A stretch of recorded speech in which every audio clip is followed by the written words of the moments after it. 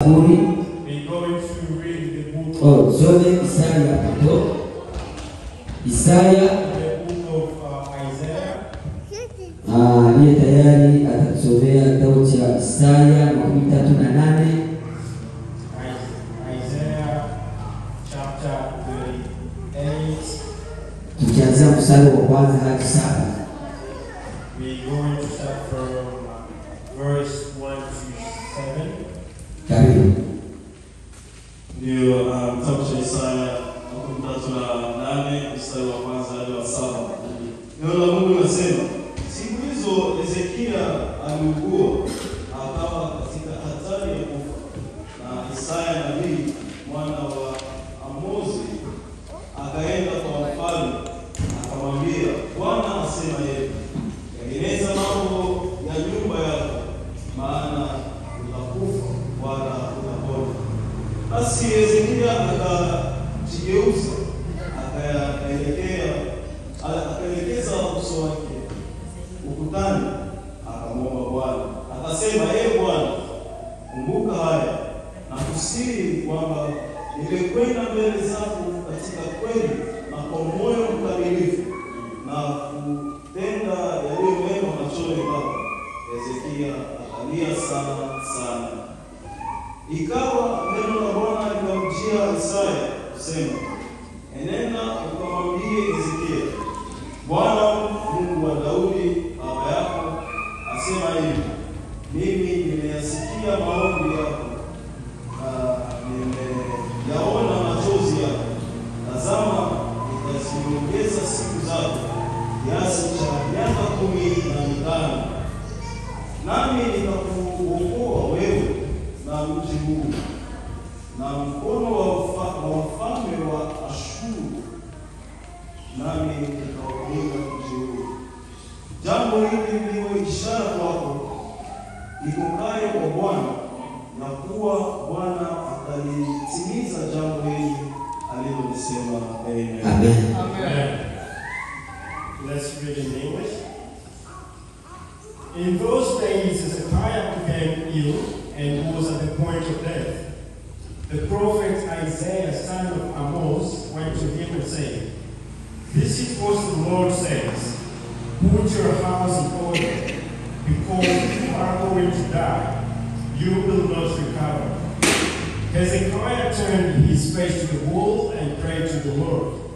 Remember, Lord, how I have walked before you faithfully, and with the whole house outwardly devotion, and have done what is good in your eyes. And Hezekiah wept bitterly. Then the word of the Lord came to Isaiah. Go and tell Hezekiah, this is what the Lord, the God of your father David, says. I have heard your prayer and seen your tears. I will add 15 years to your life, and I will deliver you and this city from the hand of the king of Assyria. I will defend this city. This is the Lord's sign to you, that the Lord will do what he has promised. Amen. Amen. Hallelujah. Amen. Ya, tumesikia neno la Mungu. We've heard the word of God. Ni mtumishi wa Mungu Hezekia The servant of God, ambaye alikuwa katika shida. who was in trouble.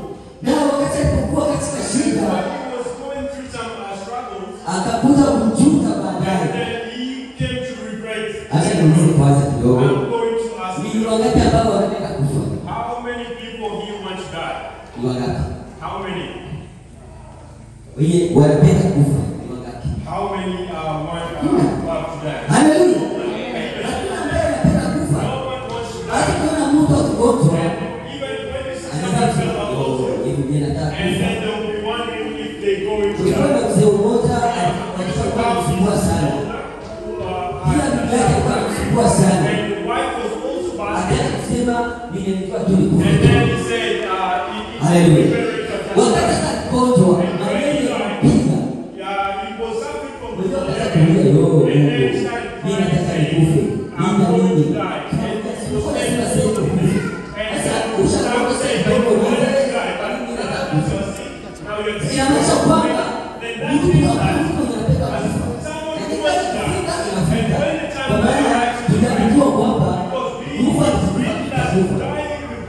Haleluya. Alituambia mtumishi wa Mungu Hezekia wakati alipokuwa katika shida, katika matatizo, katika magonjwa, mpaka mwenyewe akakata tumaini. Lakini akakuta kukumbuka nyuma. Lakini Bwana ndio kwa sababu alikuwa anatembea pamoja na Mungu. Aliyekuwa anataka chakula kitambo kama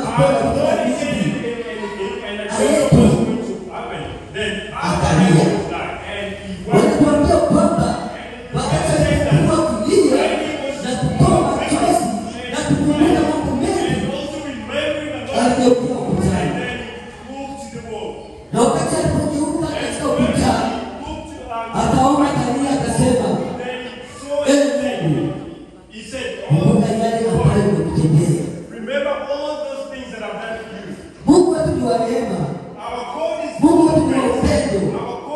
Atakumbuka kwa kweli mtu wangu katika mambo ya ajabu.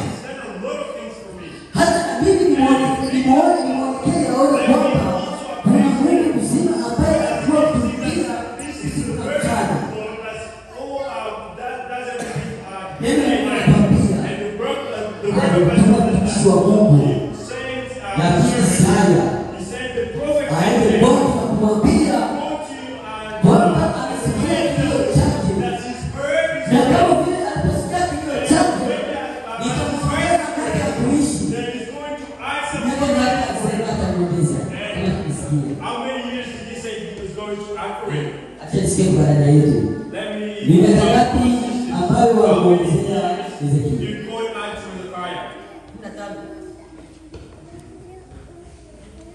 Tunakubaliana hiyo 15. Nani mwingine atasema? Kama usikia vizuri usikie. It's just as if you did not hear it properly. Kuna mwingine mwenye alifikia Anyone else heard how many years God added to Hezekiah? 15. He also said 15. Are you sure? Mimi sija. It still does not agree with you. Nataka nipate wawili. I want to hear two from people. 15. She also says 15. Nataka mmoja. I want one Nataka person. mmoja tu. Only one Nataka person. nijue mmoja. I want to hear from one person. No one is Hakuna mwenye atasema kweli. no one is going to tell the truth. Kuna ngapi? How many years? Hakuna. Yeah. 15. Tupigie wale wetu wale wa Let's clap for all those people. Hallelujah. Amen. Walimuongeza miaka 15 ya kuishi. She was they added 15 years to Tunapotimiza this life. kutaka sisi watu. If we are Kama wewe ni mimi, watu wa they add 15 years to you, is that not Yeah, Lord? me. That's Lord. Mungu alikumbuka yale ambayo mtumishi wake All alitendea. those things that his servant was doing for him. Tunapokuja kuangalia mambo gani ambayo alitendea. When we come to look at what is Katika that, mambo mengi. there were a lot of things. Ilikuja kugundua au ilikuja kuona kwamba But I came to realize that ya kwanza aliweza kutembea na the Mungu. first thing that is done for God, Wewe Kristo unapotembea na Mungu, as a Christian, if sio you kwamba zile matatizo zako, zile matatizo zako, kile ambacho unahitaji kwa kutembea, atakutembea kwa maana unahitaji kutembea naye. Sema amen. Ni neno la kwanza, tembea na Mungu. Katika maneno yako ambayo unapangilia mbele, ambia Mungu, Mungu, mambo yangu mimi sitaweza kuyaona. Naomba unitangulie mbele. Naomba nitembee na wewe. Utaka kuona mkono wake. Sema amen. Neno la pili, alijua kumjengea Mungu hekalu.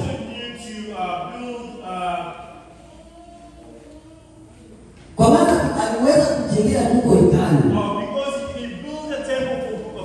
Kwa maana tukiitwa kuangalia katika ulimwengu wa leo, Kristo wa kweli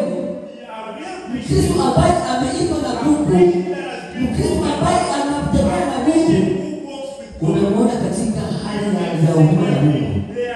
Tena kuna kitu ambacho wanasema katika kanisa. Kuna uchefu wa kanisa. Yeye anakuwa bawani sasa kuoa. Angalia pesa. Angalia chakula nini. Ni kama vile yule baba alipolelewa na mjeni. Unajua kuna wengine ambao Mungu anatutaja sawa. Anatukumbusha sema nini? Anatuangalia kama atuone sisi ni wanani. Haleluya. Anataka Mungu ambaye wewe utasahau. Mungu ni Mungu ambaye anatuma ili aangalie wewe matendo yako au kazi zako unafanya nje. Kama wewe unataka kwamba wakati anakaribisha wewe mgeni anapata njaa. Na ukitambia hapo kwa chakula ambaye atabisha mtu wake. Ilikuwa ni basi show. Lakini ule mama ule akasema nina njaa. Wanatambia ule mama anajali. Hapo wanataka chakula ya watoto wangu. Akachukua ile chakula akakata ule mgeni. Ule mgeni chakula akashiba akasema Mungu akubariki. Wewe pia unatokea kaje? Watu pale kidogo. Kuna baba anaweka unga. Anapita unga mcha. Sema amen. Hapo angalia mambo kusema nikipeana hii yote itakufa. Leo kama Kristo katika huduma ya Mungu katika utoaji usiangalia sasa kitoa hii sitaweza tena ya kununua hii kwa familia. Sio kwamba pesa na dhahabu inatoka kwa Mungu. Sema amen. Tukisha nikia kuangalia kidogo ya pesa kwa kutoa. Pia unatambia alikuwa mtu ambaye anatembelea wagonjwa. Akisaidia watu katika matatizo. Wajana na yatima. Tuo mama mtumishi wa Mungu. Pesa ambazo uko nazo. Unapotoa kwa wajana na yatima. Tuo kama umefanya hatua kubwa mbele za Mwenyezi Mungu. Kwa maana wale ambao unasaidia watakushukuru. Pia sifa zitakujia Mungu. Na yale ambayo Mungu atakufanyia mpaka unatosha kiasi. Haleluya. Neno ambalo tunatuambia tunapotembea na Mungu tunajua kumtolea Mungu. Tunajua kutoa pesa kwa ajili ya ujenzi wa kanisa. Tunajua kwamba kutoa kwa ajili ya kazi ya Mungu endelee mbele. Kwa maana tunatembea na Mungu. Ndio msingi. Ndio chanzo ya kila kitu kwa Kristo. Tembea na Mungu. Utaona nini atakutendea. Haleluya. Wakati alipotembea na Mungu aliweza kujutia makosa yake na wakati alipojutia dhambi ndiposa Mungu akasema kwamba mtu wa Mungu yule umejutia makosa na dhambi zako mimi nitatembea na wewe. Sijui kwako wewe sasa unajua kuna kitu kingine shetani naye anakuwa na wivu. Shetani anapokuwa na wivu wale apendani watu wa Mungu wakisonga mbele wakiendelea. Lakini neno Mungu anatuambia tujue kutembea na Mungu. Kwa maana topic yetu inatuambia utamkumbusha Mungu wako ni siku za mwisho. Kwa maana unakuta watu wengi watu wengi wanasema Mungu ukiongea katika maisha yangu katika dhambi hii nikitoka tu nitafanya kazi zako. Ikiwa ni kuimba nitaimba, ikiwa ni kuhubiri nitahubiri, ikiwa ni kufanya kazi zote katika kanisa nitafanya. Lakini jambo moja naomba utoe hapa unifikishe kwa leo fulani. Mungu tu Everything can go somewhere. Mungu wetu sio kiziwi. Our God Mungu wetu sio kipofu. does not hear. Mungu wetu ni Mungu mzima. Our God Anasikia kilio cha wale wake. Haleluya. Na napenda unafika hapa. Tunapokuwa hapa. Watu wengi wako na mapendo. Mpaka hivi. Tunasahau. Tunasahau yale Mungu ambaye ametutendea. Tunapenda kukumbusha nini Mungu. Tusifikirie yeye atukumbusha. Bwana wewe unasema kwamba unapofanyia hivi. Lakini tunapofika mahali ambapo tunatarajia tufike, tunasahau. Hiyo Mungu anatuuliza. Tutakuwa wageni wa nani? Sasa tuseme tusome tusitese na nini ambayo kwa Hezekia wakati alipofanya jambo alifanya. Tukisoma katika kitabu cha Mambo ya Nyakati wa Pili, If we read in the book of Deuteronomy, 32 24 hadi 26. Mambo ya Nyakati wa Pili 32 kuanzia 24 hadi 26.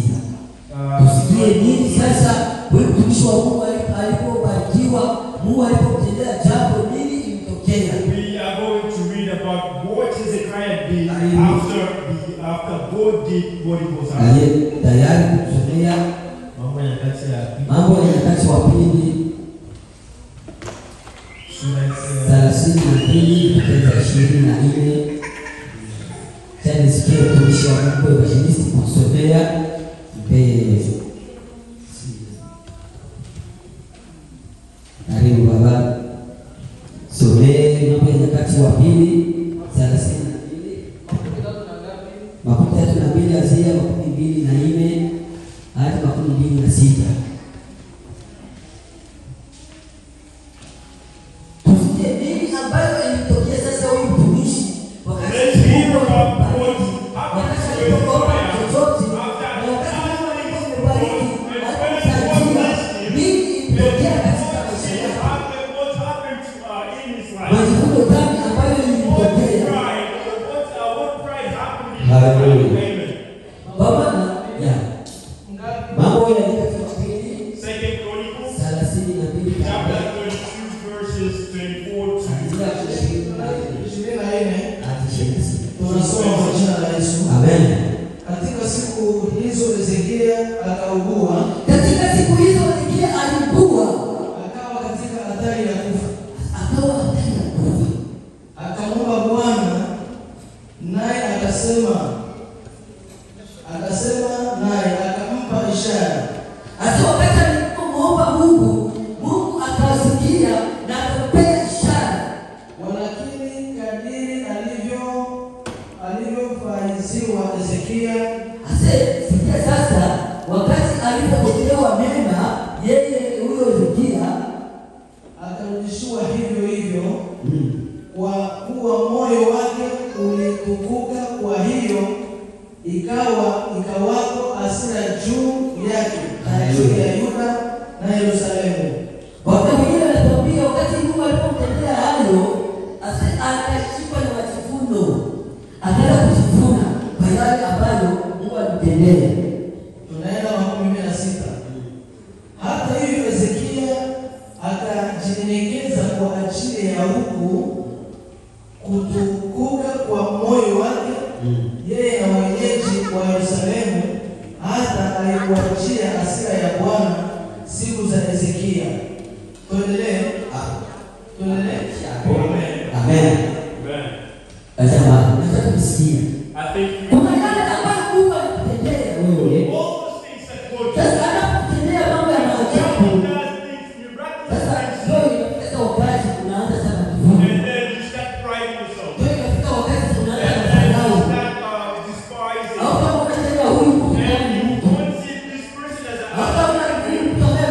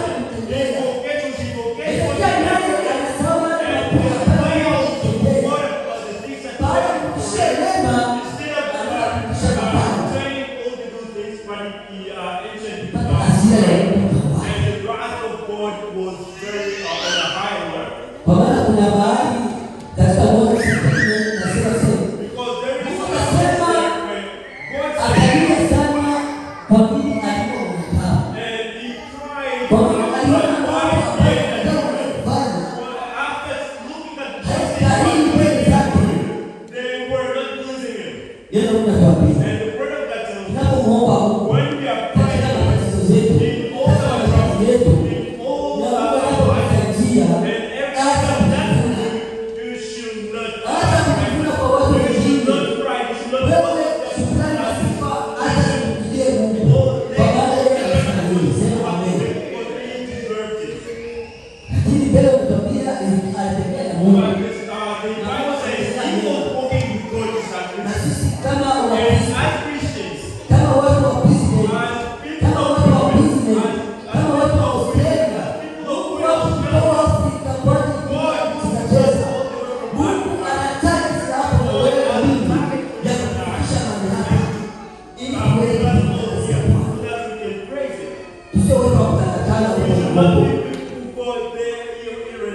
Ila Mungu anatakana wewe kama Mkristo unapotembea na Mungu jua kwamba utamuona utaona watu watashangaa na kusema mbona hao watu mbona wanakuta sahihi sasa kuna matambili hivi au tunaelekea matambili na kuna watu ambao wako na mwaka mmoja na kuna watu ambao wako na mwezi na kuna watu wako na miaka hapa.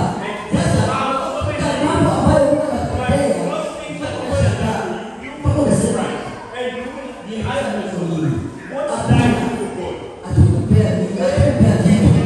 Kwa maana hatuna ile ya kuweza kupea Mungu. Yeye anapaswa kupea. Na anapea kama wewe unatembea na yeye. Sema amen. Kama katika huduma yake unatembea na yeye.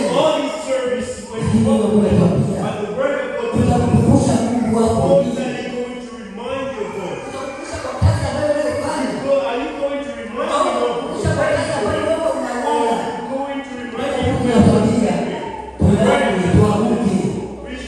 Tusilale usingizi. Kwa maana usingizi ni mbaya. Wakati wa kufanya kazi za Mungu ndio sasa. Wakati wa wokovu ni leo. Hautasikia sauti kufikiria siku nyingine. Ni leo. Utakumbusha Mungu wako nini? Katika maisha yako utakumbusha Mungu wako nini? Yeye anatuambia simama wewe kila Mungu. Kama wewe ni mwimbaji, imba. Kama wewe ni mwombaji, omba. Kama wewe ni mtumishi, tumika katika Bwana. Na njia ya Mungu sio mbele. Acha leo hii